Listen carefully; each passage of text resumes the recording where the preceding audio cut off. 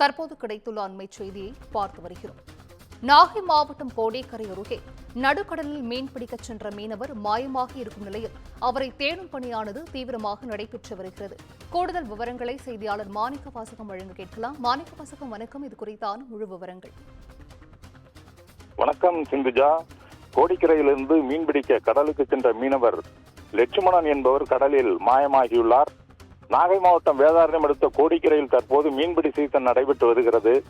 பல்வேறு கடலோர மாவட்ட மீனவர்கள் கோடிக்கரைக்கு வந்து தங்கி மீன்பிடிப்பில் ஈடுபட்டு வருகின்றனர். 100க்கும் மேற்பட்ட ஃபைபர் படகுகளில் மீன்பிடிப்பில் ஈடுபடுகின்றனர்.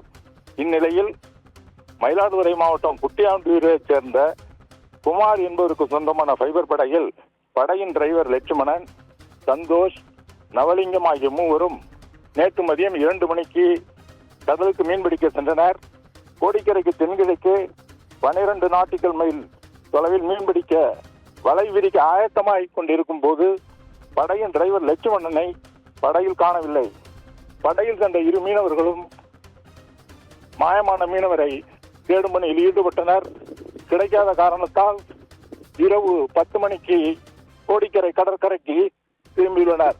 இது குறித்து மீன்வளத்துறை மற்றும் கடலோர பாதுகாப்பு குழும போலீசாருக்கு தகவல் தந்துள்ளனர். காணாமல் போன மீனவரை தேடும் பணியில் சக மீனவர்கள் 2 படகுகளில் தேடி கடலுக்கு சென்றுள்ளனர். சிந்துஜா,